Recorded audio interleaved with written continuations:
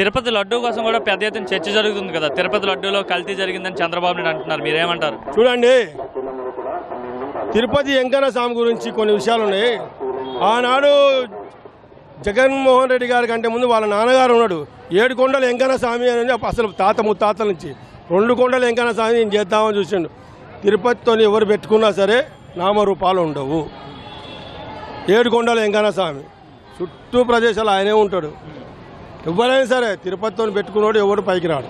అంటే ఇప్పుడు చెప్పండి, ఇప్పుడు హిందువులకి చంద్రబాబు నాయుడు కన్నా జగన్మోహన్ రెడ్డి ఎక్కువ చేసిన ఆయన చెప్పుకుంటున్నాడు. నా హయాంలోనే హిందువులకు చాలా మంచి జరిగిందని చెప్పి. చంద్రబాబు నాయుడు హయాంలోనే మంచి జరిగింది. నేను తిరుపతి సంవత్సరానికి 2 సార్లు వేస్తాను. నేను చంద్రబాబు నాయుడు హయాంలోనే మంచి జరిగింది. గత 5 ఏళ్ళు ఎలా ఉంది తిరుపతిలో ఏర్పాట్లు, లడ్డు ఇవన్నీ? ఇప్పుడు కూడా మళ్ళీ తిరుపతి వెళ్తున్నాము. అప్పుడే అంత 5 సంవత్సరాల కింద అంతకుముందే బాగుంది. మళ్ళీ చంద్రబాబు నాయుడు హయాంలోనే బాగుంది, ఎన్టీఆర్ హయాంలోనే బాగుంది. మళ్ళీ ఇప్పుడు ఈయన హయాంలో పోయినాము. అక్కడ వాస్తవంగా ఏంటంటే ఉడికి అన్నంలాగా ఉంది. ఓకే అండి, థ్యాంక్ యూ.